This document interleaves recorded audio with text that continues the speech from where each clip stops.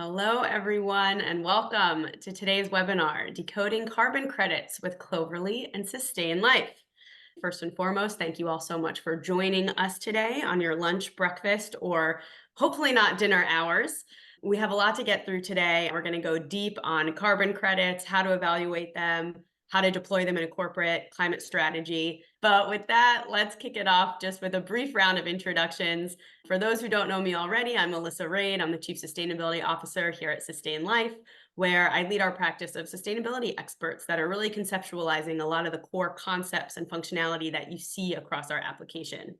I work quite closely with our partner ecosystem and service and solution providers on all of the auxiliary kind of climate and sustainability tools and features in our platform, of course, including carbon credits and offsetting, where we partner with Cloverly.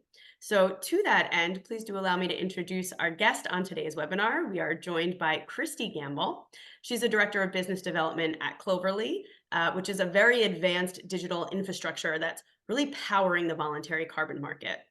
As a critical partner to over 200 global enterprises, Cloverly empowers organizations that both buy and supply carbon credits through transparency, rigor, and innovation. And Christie brings to the Cloverly team a decade of experience in business development, sustainability, sales, marketing, and corporate analysis. So thank you so much, Christie, for joining us today.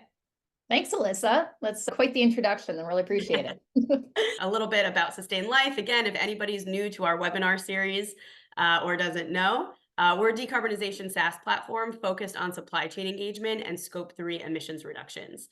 We have a suite of carbon calculator tools and auxiliary services that help enable businesses to measure their emissions across Scopes 1, 2, and 3, harmonize disclosures across the alphabet soup of ESG, set science-based targets, engage with suppliers, automate data flows, everything across the value chain that you're looking to really further your climate practice. So thank you again for joining us today, and I will now pass it off to Christie for a brief overview on Cloverly. Thanks, Alyssa. So as Alyssa mentioned, Cloverly is a platform for scaling climate action. We make it easy for sellers of high quality carbon credits to sell their credits and for buyers to be able to purchase highly vetted carbon credits. What I really love about the organization is that it's rooted in climate science. So just for a little bit of extra context into my own background, I spent 10 years at CarbonCure, which is a carbon sequestering innovation in concrete.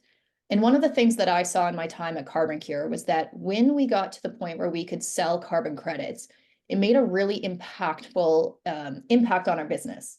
We were able to make our innovation, our technology that allowed concrete producers to reduce the carbon footprint of their concrete. We're able to make it more financially accessible for them through the sale of carbon credits. And so what that did is it allowed our technology to really scale. It allowed our business to scale. And more importantly, it really allowed the climate impact to scale.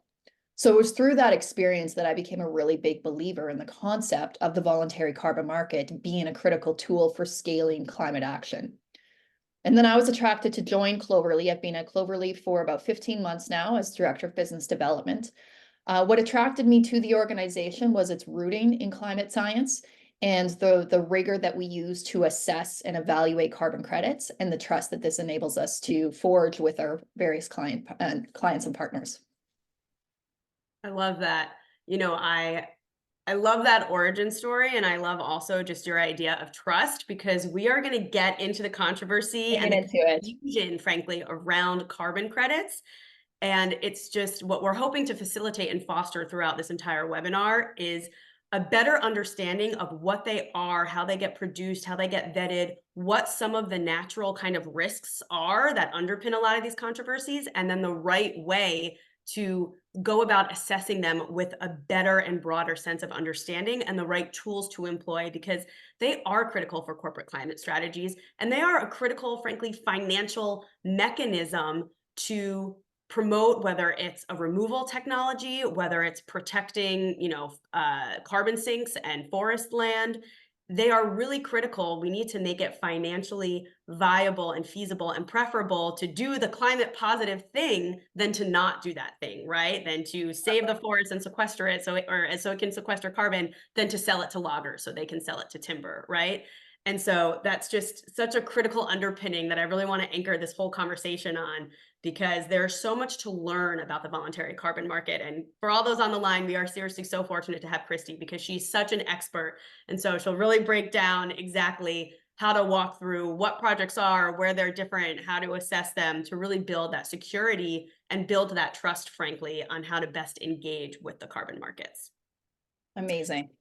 So why don't we just kind of start things off here with Yeah. just a bit of a context of definition. So to level set, like I can't wait to dive into the controversy with you, Alyssa. To me, that's what gets really exciting because there's been a lot of scrutiny attached to the space, rightfully so, but at the same time, there's also a lot of good that comes from this. So I think we need to kind of embrace the skepticism, but also look at what does this mean moving forward. But first, starting with just anchoring with, what is the definition of a carbon credit? Mhm. So a carbon credit is an asset. It can be traded or sold. It's just like a financial instrument. It represents a metric ton of CO2 that has been avoided or removed from the atmosphere. So I'm going to get into what that means between avoided or removed from the atmosphere. There is a difference there. But, really high level, I like to think of it as a ton of CO2 that's saved. And the role of the voluntary carbon market is to accelerate and scale these carbon credit generating projects. So when we think about, you often hear the term carbon credit and carbon offset being used interchangeably. It's a little bit of a difference. The carbon credit itself is the unit, and offsetting is what you might do with that unit. But we can talk about purchasing carbon credits in a way that's not necessarily linked to offsetting. So we'll get into that in a little bit as well. Great. Great. So why don't we just kind of start with, first of all, like going back to your point, Alyssa, about how important this tool is. There are a couple of reasons in particular why we need to have the voluntary carbon market. And I want to start from just the climate perspective. So the Intergovernmental Panel on Climate Change has said that there is no trajectory available for us to meet the 1.5 degrees Celsius goals without conserving existing nature and biodiversity, without scaling engineered carbon removal, and without innovating in hard to abate industries. Mhm. So these are all really, really critical pathways to be able to achieve the climate goals, not just for 1.5 degrees Celsius, but for even 2 degrees Celsius. Mhm. These are things that are going to have to happen. Yep. And right now, the voluntary carbon market is the only tool that we have available to scale the kind of investment that's necessary into these projects. So we've even seen kind of a shift in the conversation around the importance of carbon credits, where organizations like the Science-Based Targets Initiative, which does not include carbon credits as a solution pathway to achieving an SBTI target, has still made very strong stances on saying that the act of purchasing carbon credits, which they call investing in beyond value chain mitigation, is the only short to medium term path to achieving net zero, and that companies who should go further and investigate in mitigating outside their value chains now to be able to contribute to societal net zero. Yeah, and that's actually a really critical point that I just want to anchor on a moment for our viewers, because we work so closely with our customers in the platform that are trying to set science-based targets, set a net zero goal, and then achieve that goal. And it's really critical to distinguish that if you are trying to set an SBTI validated reduction target, carbon credits don't come into play there, right? That's all about operational and value chain mitigation and reduction. But what Science-Based Targets Initiative also clearly says, and actually just came out with the new Beyond Value Chain Mitigation Guidelines, is that this is a mechanism for companies to accelerate not just their own net zero transformation, but that societal net zero transformation, which, remember, is the whole point of why companies also set science-based targets. We as a society need to achieve net zero, and we cannot do that right now without the voluntary carbon market. As you said, it's the only mechanism that will actually allow us to bring down the concentration of greenhouse gas of CO2 emissions in the air to where we need them to be to align with a net zero transformation. And not to mention as well, just it's not just about carbon emissions, it's about environmental impact, which in itself is broader than carbon. We often use carbon as the unit of measurements to be able to collect data, but you think about climate and an environmental impact that has so much more when it comes to impact on biodiversity and plant species, animal species, water, water conservation. So there's a lot more to this space than simply measuring and reducing our carbon emissions. And I think that's important to keep in mind. Yeah, those broader ecological services. I mean, that's the interconnected system in which we live. Absolutely. So one of the things that's interesting that kind of anchors the concept of the voluntary carbon market is the fact that we know that carbon has a cost to society. What that cost is really hard to measure. There's a lot of economic analysis that has been conducted on trying to figure out for every ton of CO2 that's emitted into the atmosphere, what is the externality? Like, what is the cost that somebody down the road has to pay? So recently, in 2022, the Nature journal published a pretty seminal report of research that estimated the carbon cost of society somewhere between 185 to about $220 USD.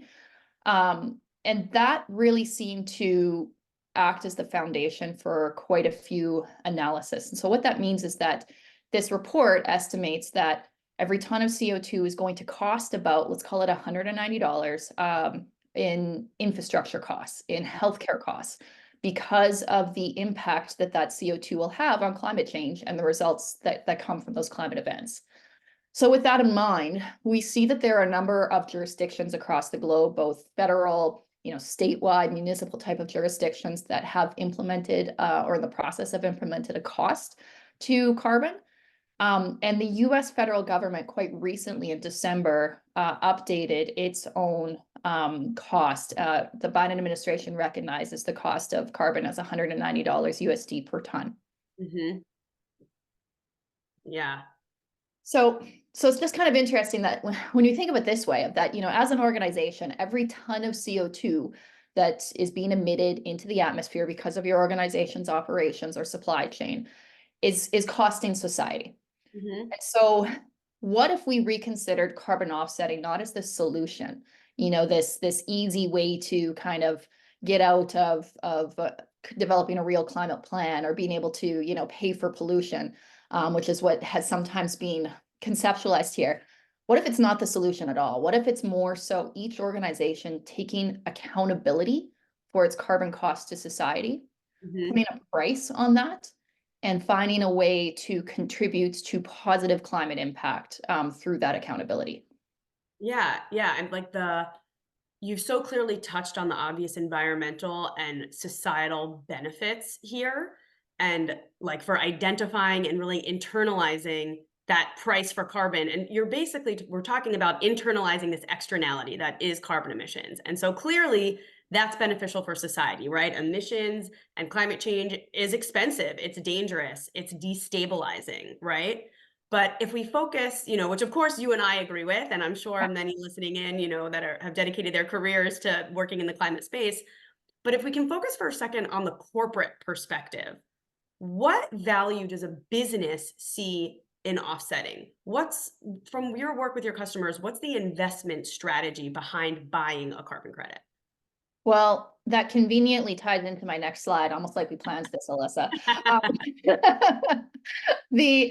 First of all, before even getting into the additional benefits, the business value of offsetting or just purchasing carbon credits in general, is that one of the reasons I'm a big believer in the concept of putting a price internally on carbon emissions and offsetting those emissions, taking accountability for it, is that it creates a line item in the budget that is attached to carbon emissions. And so it creates this internal incentive factor to reduce that line item, to reduce costs by reducing carbon emissions.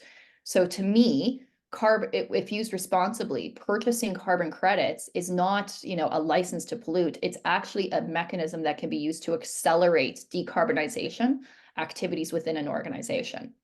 So why a company would do that is for a lot of the reasons why we might want to do any kind of ESG program is, first of all, it's the right thing to do. But also it creates a culture that is purpose-driven, that shows that the company is not only willing to say the right things as it relates to climate, but is actually able to put dollars and cents towards those things. And so that can really help to increase trust among employees and clients that the company is mission driven in terms of its objectives for net zero, whatever those objectives might be. And so you see some stats here. 80% of employees want to help their company meet climate goals. It's great for employee engagement. Mhm. 73% of Gen Z shoppers are willing to pay more for sustainable products. So this can be a really good way to differentiate your product or your organization. Better ESG scores translate into 10% lower cost of capital.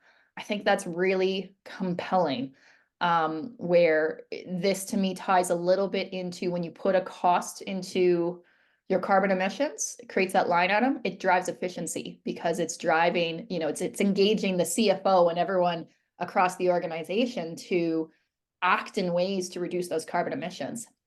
And then perhaps most critically, research has shown that companies that purchase offsets decarbonize 1.8 times faster than those who don't. It could be due to the fact that companies who are purchasing offsets are already very climate aligned and are doing the right things alongside their purchase of offsets. But I do think there is that factor of the act of purchasing offsets in and of itself incentivizes further action. Mhm. We do want to get to a place, ideally, where purchasing carbon credits is not a requirement, like it's not needed to be societal net zero. We're a long way from that. Yep. Yep. Absolutely agree. We always anchor on this, that it is a necessary financial mechanism. I mean, it's very similar to Rex, right? You need to pump money into the systems and industries that need to flourish in order to aid in that transformation. And this kind of financial mechanism, selling a credit in this way, is a way to do that. Absolutely. So I just pulled up this slide as well, the bunch of logos on a screen here, that there are a lot of market drivers that are accelerating certain types of climate action, which can include offsetting. So we see, first of all, an alignment in terms of standards and reporting structures that I'll speak to a little bit. We're seeing more and more organizations create regulatory pressure towards the act of offsetting in itself. I would expect that we'll see more of this over the coming decade. But most of this pressure is coming from competitive pressure, from industry leaders. You could see an example of 10 organizations here who have been very actively purchasing heavily carbon credits because they recognize the value to the climate and to business. And that's certainly creating a competitive environment that is trickling across various industries and really growing in momentum.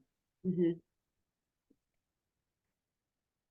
So I mentioned that the standardization. So one really key evolution in the carbon market came out of COP28, which was held in Dubai in December.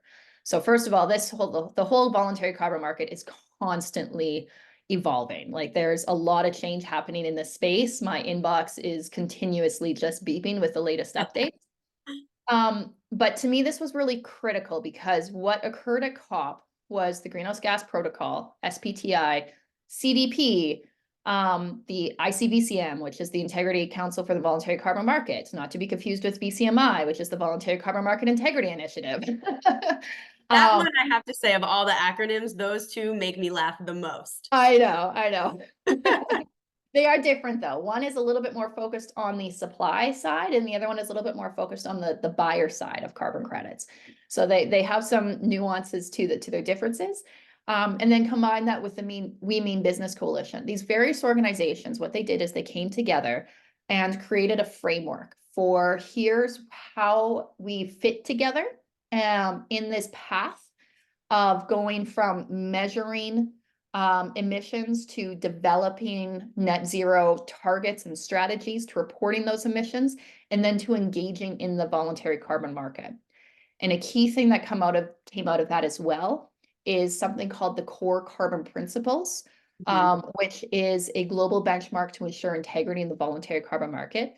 So these core carbon principles are the principles themselves have been developed, and what's currently happening is there are a number of various carbon credit projects that are being evaluated to see which projects meet core carbon principles standards. And what this is intended to do is provide more clarity, transparency, and overall trust for Yep. organizations to be able to confidently purchase carbon credits that have a bit more of a regulatory kind of assessment attached to them. Yep. I'm smiling because I feel like we work in these auxiliary, or I should say adjacent and so complementary spaces. Obviously, Cloverly in the carbon markets and Sustain.Life with emissions accounting. And in both of those realms and broader ESG, frankly, we're just in this era of standardization. And I think that that's just completely indicative of what, kind of was maybe coming up, more as a silo or in little niche pockets, really has broader economic and just corporate relevance as you see more companies, more corporates engaging in these spaces and really valuing, hey, we're really dedicated to this. We're putting real resources into this. Our investors are asking for this. We're being evaluated for this by capital markets and, how to price risk and, evaluate our climate strategy. And they're the ones that are demanding, I mean, really the investors are the ones demanding standardization so that they can have a more systematic way to make these assessments because it is financially material to them. I mean, it's material to the decisions they make about where they invest. It's huge, and we see even organizations like the SEC coming out with additional ruling and Yep. guidance around this, and so it all ties together in the bigger picture. And it's to me, it's very encouraging. That it does feel like there can be a little bit of a slowdown to speed up process happening, where we're still trying to figure out all the regulatory environments and how do you report, and sometimes that causes some hesitation, but it's all intended to be able to accelerate at like a really high speed the pace of activity in the carbon markets. Yep, absolutely. Okay, so I feel like we've spent a fair amount of time talking about the why of offsetting and the origin of carbon credits.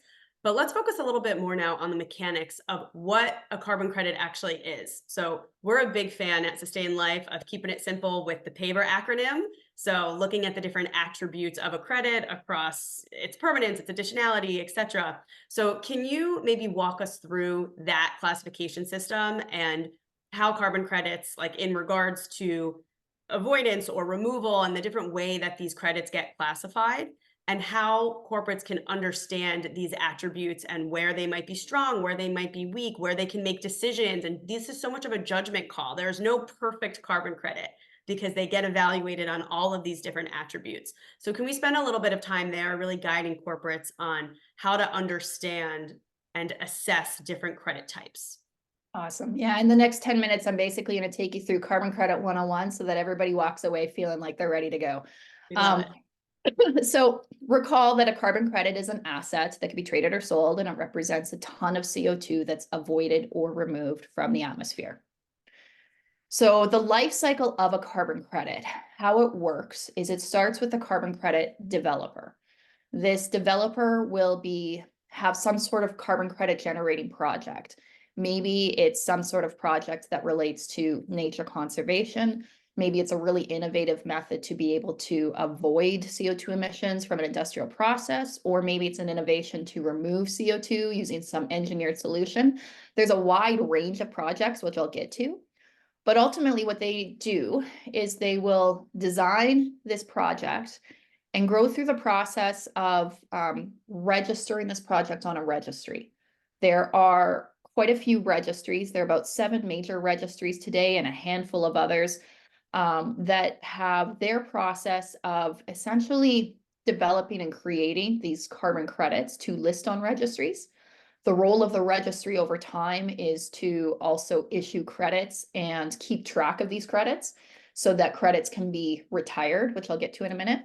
It's also important to note too that there are certain credits, including very high quality good credits, that are using their own kind of registry mechanism, going outside of the primary, major registries like Verra and Gold Standard that we hear about.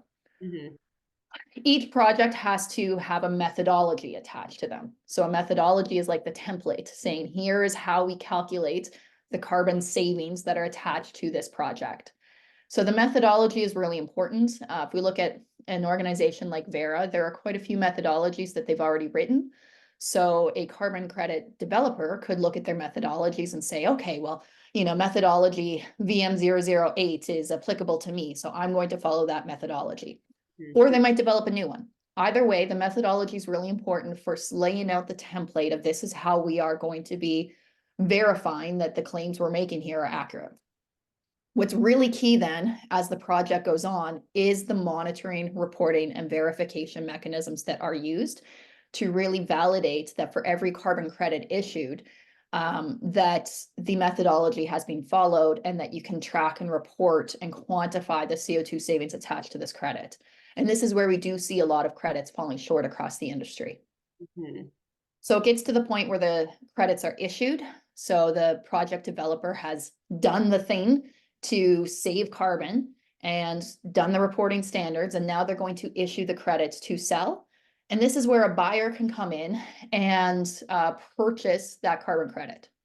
What we typically see happening in the space, or what has happened a lot to date, has been quite a few brokers that will come in and somebody will purchase the carbon credit, they'll sell it to somebody else, who will sell it to somebody else, and it tends to transact quite a bit. And so this does tend to inflate costs as time goes on before the eventual end purchaser of the carbon credit decides to really make claims to the carbon savings attached to it by retiring the credit.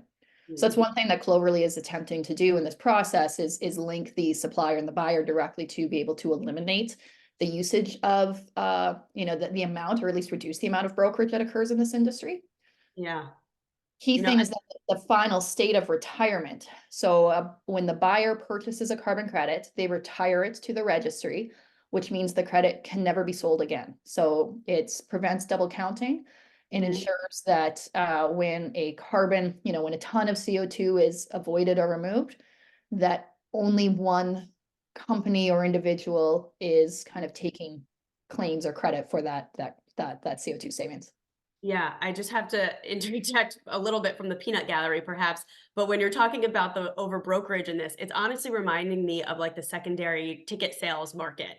Right. So, Yeah. like how at this point, I won't name names, but certain ticket sellers almost buy their own stock and tickets so that they can then resell them at a reseller price for a higher value. And I don't know if this is possible. I don't know if it's too nascent, but it just makes me feel like if you're going to have the secondary, tertiary, et cetera, kind of brokerage market, are there mechanisms available that could ensure a certain portion of each of those subsequent sales still goes to the ultimate, like credit or project or transformation that you're trying to financially support in this, and it doesn't just become this money-making scheme for brokers? Well, I think the hard part is like your use of the word ensure. How do you ensure that? In an unregulated environment that's quite new and evolving, that's where one of the challenges has been for buyers is how do they know, when they're purchasing a credit from some organization, how do they know what that flow of finances looks like and how much of it is actually making its way back to the project? And you can even go deeper than that, not just the project developer, but the communities in which this project is being generated. So that's a big challenge for the industry, and it's frankly one of the differentiating points and one of the reasons why I was attracted to Cloverly's business model in the first place was because of the fact that we're doing the best we can to provide that kind of transparency into that process so that buyers can have more trust that they're not that their money's going where they want it to go. Yeah, yeah. All right, I know that we're going to Yeah. get into Cloverly's methodology, but Yeah, before yeah. we get there, let's just do like an overview of the types of carbon credits, because this is the part I think that just fundamentally anchors like how you think about the classification of the different options that are on the menu. Awesome. Okay, so types of carbon credits. I mentioned there are two main types. You can roughly categorize every carbon credit into either avoidance or removal, or in some cases, a blended credit, which I'll get to. So an avoided credit is a project that has reduced emissions compared to the most likely course of action, which is the baseline. A removal credit is a credit like a project that absorbs CO2 back from the atmosphere. So in the case of avoidance, we're avoiding CO2, we're actually removing CO2. So with that in mind, there are dozens of different ways, types of projects to be able to generate this carbon avoidance or removal. And you could see just kind of some examples, across the screen here, and I'm going to highlight a couple of them to get into the details of what it is that they do and the attributes and the considerations involved in those credits. The key attributes that we look at. So, when you talk about, okay, well, if there's a bunch of different ways to create a carbon credit, how do you know what's a good credit versus a bad credit? Because you can't really compare apples to apples. And it's not even like apples to oranges. It's like comparing apples to like chicken. Like it's just very different. So, so there are key concepts around carbon credit quality that is based off of what's commonly known as the PAVR criteria. So the PAVR criteria is an acronym that stands for permanent, additional, verifiable, enforceable, and real, which I've kind of flipped around on here just to highlight what's most important. And this is based off of the Oxford principles of carbon offsetting. So we could get really nerdy into that, but what's just kind of important is that these are sort of foundational frameworks that have been developed to help assess what makes a good quality carbon credit. And important to note that the core carbon principles that I alluded to earlier are based off of the PAVR foundations. So they kind of enhance it and elaborate on it a little bit, but exact same principles here that core carbon principles look at. So some of the most important characteristics, really to me, the most important characteristic of a carbon credit is this concept of additionality. So additionality is sort of a new concept that we use for carbon credits, which is, would this carbon credit project have occurred without the funding that was enabled by the credit itself? And this is really important because if you're an organization that's going to, contribute $10,000 or $100,000 or $1 million towards a project, you want to know that your money actually did something. And so it's really, key that carbon credits are not just representing carbon savings that would have occurred anyway. They're representing carbon savings where the finances are necessary to enable that carbon savings to occur. So that's the concept of additionality, and that's a huge thing that we look at and evaluate. Second is just real. It sounds obvious, but it really is, unfortunately, still quite a bit of an issue in the space where there are quite a few carbon credits that exist that are not effectively demonstrating that the carbon savings attached to the carbon credit are real. And unfortunately, these carbon credits that do exist out there have been a huge part of the issue that has contributed to the skepticism from media and overall, claims that it's a junk industry. It's not a junk industry. There are just, unfortunately, junk stocks, or sorry, junk credits. And it's kind of like looking at the stock market where there is a pretty wide range of, credits. Sorry, I keep getting this mixed up. Quite a range of different stocks that you could purchase. And there's a wide quality that's attached to them in terms of like risk and everything like that. So similar concept that is happening here, but most importantly, is a carbon credit project actually delivering on the carbon credit claims that it is making? And then, enforceable, verifiable, how is it proving that? How do you really demonstrate that? So. Yeah. I mean, again, I won't go too far out on this limb because it's certainly not my area of expertise, but real, like it's making me think of like the subprime mortgage, Right. Exactly. right? You don't throw out the whole industry, you don't get rid of mortgages, but you have to standardize like how you assess and enforce the quality of them. And that's really hard, or the realness of them. Like it's a challenge. Yeah. So I feel like they're going to make a big short movie about this industry at some point. Yeah, if we could take all that financial brain power from that crisis and move it over here, maybe we can accelerate. One last attribute that I'll touch on as well is permanence. So this is particularly applicable for carbon removal activity, which is, okay, when CO2 is removed from the atmosphere, how permanent is that removal? And we think about most nature-based solutions. So if we just go really simple and say, if we plant a tree, that tree is going to absorb and remove CO2 for the next 100 years or so. But at a certain point, that tree will die and it will biodegrade in the process and it will release CO2 as it does so.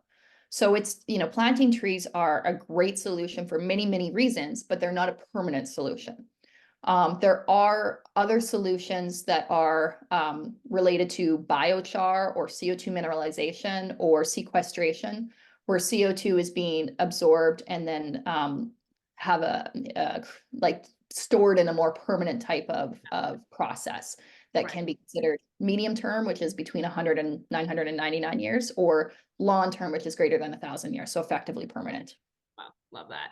I mean, I think it's also important to say with permanence that it's not even always bad actors. Sure, of course, Mhm. sometimes you could have the, carbon project and then they sell that land or those trees to the timber company, and that's clearly intentional bad acting. But sometimes there's a natural forest fire and Right. that tree burns down. And those are things obviously outside of the project developers, the sellers, the buyers, like the whole value chain of this. It's outside of their control. Yeah. So I'm going to give 3 examples of credits just to kind of show some of the differences here in the attributes and the considerations. So a very common example of a credit is what's called REDD+, avoided deforestation. And so these are basically nature conservation type of projects where a project developer is conserving an area of land and using funds from the carbon credit project itself to ensure that that land is not sold to developers or loggers. If we look at direct air capture, there are a number of emerging solutions related to direct air capture. One form of that you see here is you can almost think of it as like giant air conditioning units that are sucking CO2 from the atmosphere. And so this is, has the potential to reverse the effects of climate change over time, where we could, in theory, actually remove that CO2 that has been emitted from the atmosphere and then store it in permanent solution, sequestering in permanent locations, for example. Mhm. And then CO2 mineralization in concrete. So I mentioned that I spent 10 years at CarbonCure. So CarbonCure was the pioneer of CO2 mineralization in concrete.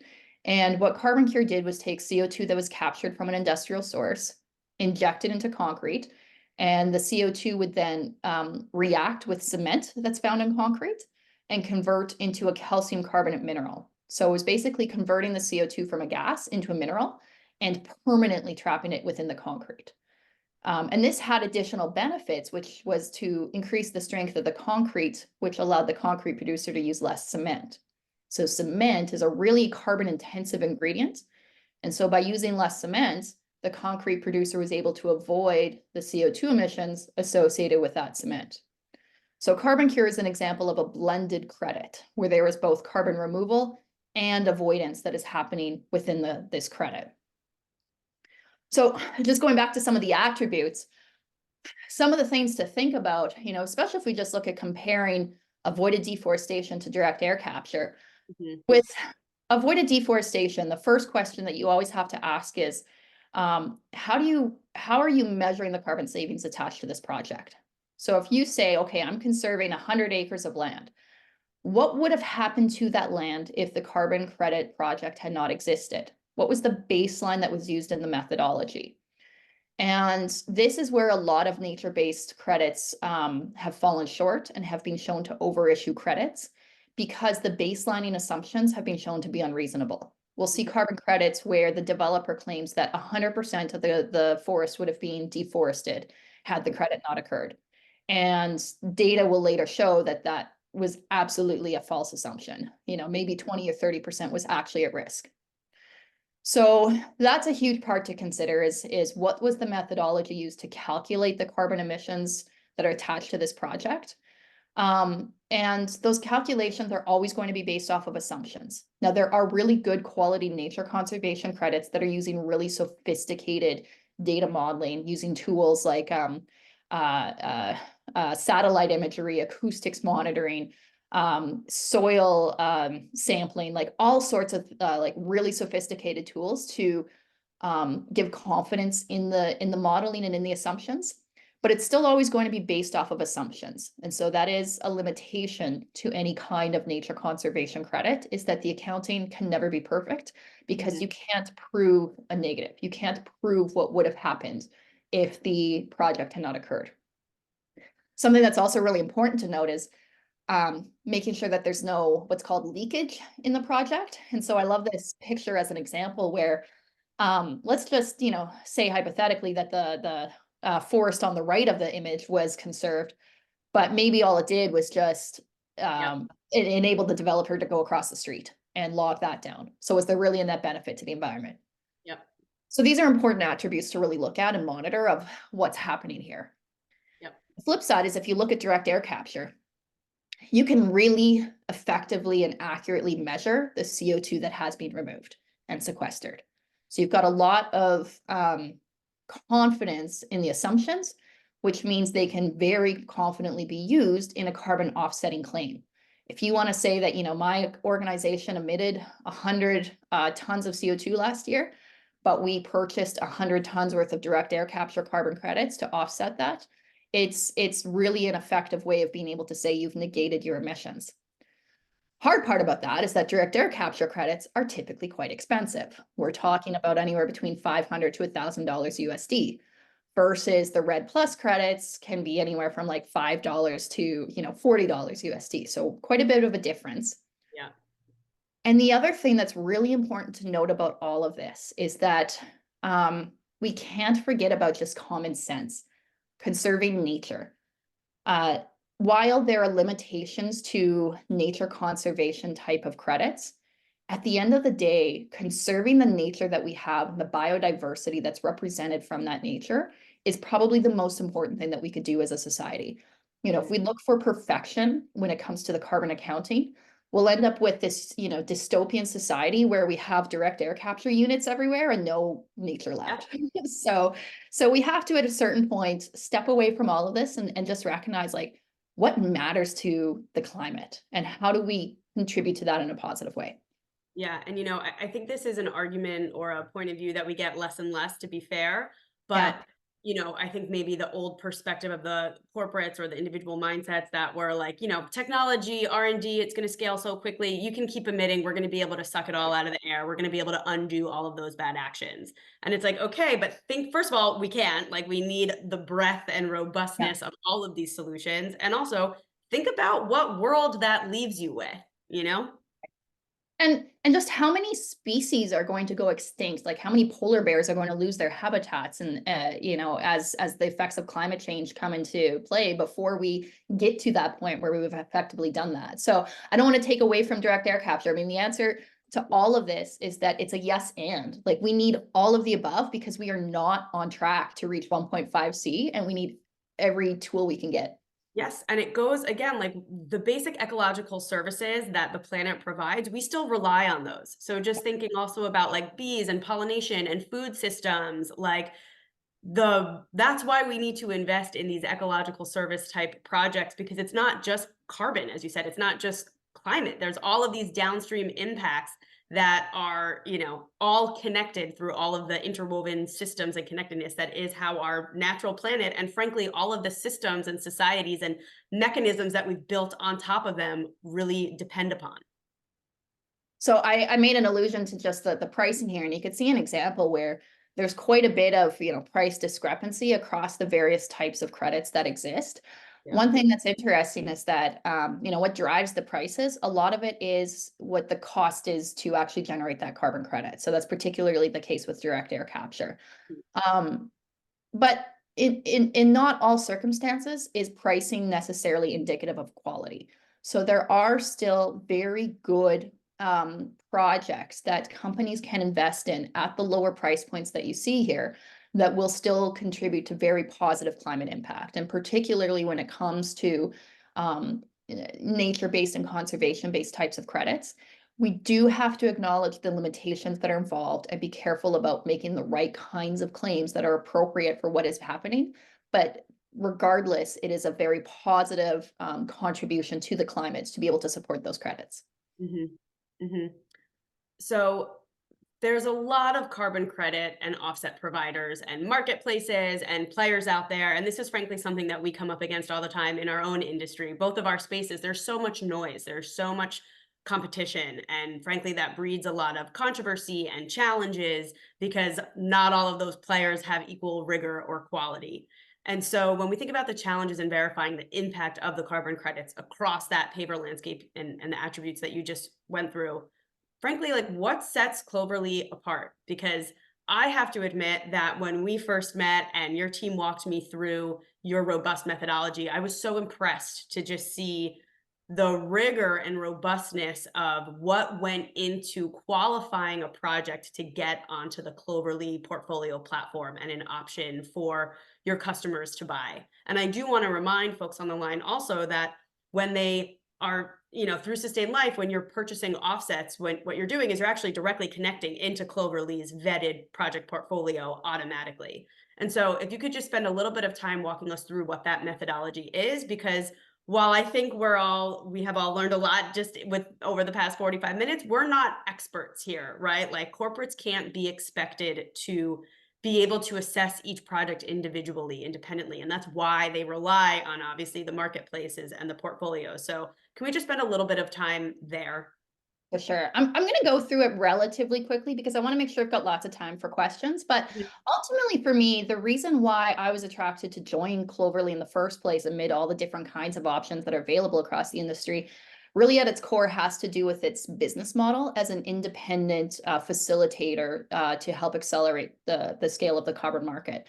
Mhm. And so traditionally what has happened in this space is you get project developers, brokers who invest in these various carbon credits and maybe purchase inventory of credits that they're trying to sell. And this has created this whole industry based off of perverse incentives where the registries, the developers, the brokers all want to sell the credits that they have in their books. And so as standards have evolved across the industry, those companies haven't necessarily been able to evolve in the same way because they have to unload what's in their inventory. So Mhm. Cloverly is independence to this and facilitating the transactions from the suppliers to the buyers. But it's based off of data and industry expertise that allows us to develop confidence. And where that data comes in is we have a team of climate scientists headed by Sean Gagné, who's our head of climate science, who have created a proprietary database of over 17,000 carbon credits that exists across the world, like carbon credit project types. Mhm. And each of these projects has over 50 data points measuring quality and risk factors. So this really allows us to rigorously assess what is a good quality carbon credit and how do we really compare the credits across the different credit types. Mhm. So we start with the foundation of the paver model, looking at those attributes that I spoke about. But we also look at different levels of risk. So we look at the registry, for example, of certain registries have different types of rigor and processes attached to them, and those bring up different risks. A lot of work is done at the methodology level. We can really identify a lot of flags in a methodology. For example, if a methodology allows a project developer to assume a baseline of 100% deforestation, that's a massive red flag right there. Mhm. So any credit that is attached to that registry is a major risk of over-crediting. We then look at the project itself and dive deeper into what are the attributes attached to this project? What are the monitoring, reporting, and verification measures that are used to verify the claims? And, and just how do we know that the carbon credit project is actually delivering on those claims? So we also take all that information and then augment it with everything available across the industry. So we've partnered, if you look at the blue lines, we've partnered with the three major rating agencies, B0, Silvera, Calyx. These are kind of like the Moody's of of the carbon credit world, and they're applying their evaluation processes. So we've partnered with those agencies to pull in all that information. And together combined, those three rating agencies have assessed, I think, somewhere between 400 and 500 of the credits. Mhm. So it's great. It's a good start, but it's still pretty short of the 17,000 credits that exist. Mhm. So we use that information and then we augment it. We also look at national level risk, political risk that can be included for different projects. And then also just awards and, look at some of the major players in the space who have deep climate science expertise and what are they doing? So it really is a very comprehensive way to be able to assess and evaluate credits. And this can be really useful when we have a client that might be operating in a certain country and says, we want to be able to purchase credits from this country. We say, well, here are all the credits available in that country, but here's how we evaluate them. And maybe there are two credits in here that we would, suggest. But here's why we wouldn't recommend purchasing these credits, and here may be some alternative in neighboring countries or whatever. So our methodology, what it does is we can show passing and failing examples of different credits. So we have a very, very rigorous and strict criteria for what passes our criteria of a credit we would list on our platform, which means we would make it available to purchase either directly or through, our partners like Sustain.Life. So a passing example with Trees for Global Benefit in Uganda shows how, what's great about this project is, first of all, it's women owned. And what you can see about this project is that it traces the financial contributions down to the family level. You can see which families in Uganda are able to benefit from this project by being part of this reforestation effort. And it really demonstrates that it's supporting, gender equity and the other kinds of social benefits that are attached to it, and just very, very strong monitoring reporting to really verify and feel confident in the calculations. Kariba is an example of a project that has been widely spread across the news. And a lot of companies have unfortunately been tied to the negative publicity attached to this credit. It never passed our methodology. Because we identified very early on that there were flags, there were baselining assumptions that were wildly inappropriate, there were financial practices that were non-transparent and caused concern. And so, you take all of that, and ultimately what it means is that, we talked about REDD+, like credits as having risks attached to them. If we see, if you were to see a REDD+ project on the Sustain.Life platform, you can know that it's meeting the very top of rigorous standards for, really developing, like really showing that that's meeting its claim. Yep. And so, just as an example of how we work with firms is HKS is a global investor firm. They had 10,300 metric tons of CO2 emissions through their scope 1, 2, and select 3 for 2022. And so what we did is we worked with them to assemble a portfolio of credits. So with the Cloverly platform, we are, we can see, okay, here are the 100 or 200 credits that meet our criteria. But beyond that, what are the credits that are really going to support your ESG program? How do we really enhance the narrative that you want to tell to your employees and to your clients? And so that's how we were able to put together, a portfolio of really thoughtful credits for HKS as an example. Yeah.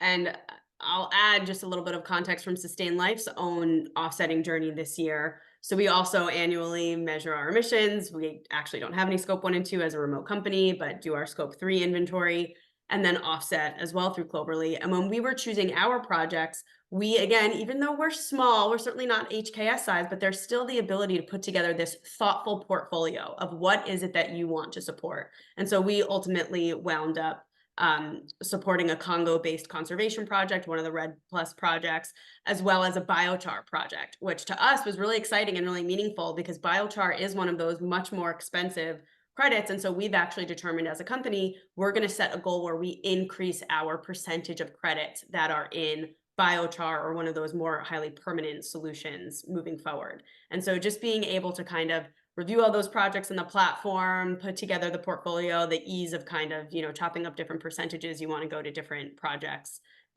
could not have been easier, quite frankly, but also was a really exciting and thoughtful journey for us. I'm hoping what resonated through this is that carbon credits, which can so often be kind of criticized as this get out of jail free card, like pay your way off for polluting, can be if you're going to be a bad actor, right? Yeah. But like if you're going to be a thoughtful actor, like can really be a meaningful part about what is it that you as a business want to be promoting, through your corporate actions. I love that. So, I mean, we've got like 5 minutes left. I feel like we might have had all sorts of conversation, but what are some of the questions here you're seeing there, Alyssa? Yeah, so I will say the good news is that a lot of the questions that came in throughout the course of the webinar, we actually did address over the slides, so that's great. Focusing on some of the ones that we didn't, however, let's see. There is one here around paver, or actually, let's start with this ISO one. So we did get a question if ISO had come out with any standardization of methods or terminology specific to carbon markets, and if they intend to provide any guidance in this space. Well, so a little bit yes and no. Like ISO's involved in certain types of like certain stages across the industry. This is not like a fully standardized regulated industry where like ISO's got clear guidelines on all of this. I suspect we're going to get to something similar to that. A lot of that's going to be more regulatory driven. But what we're seeing is that, the voluntary side of the market is where just there's faster movement and activity.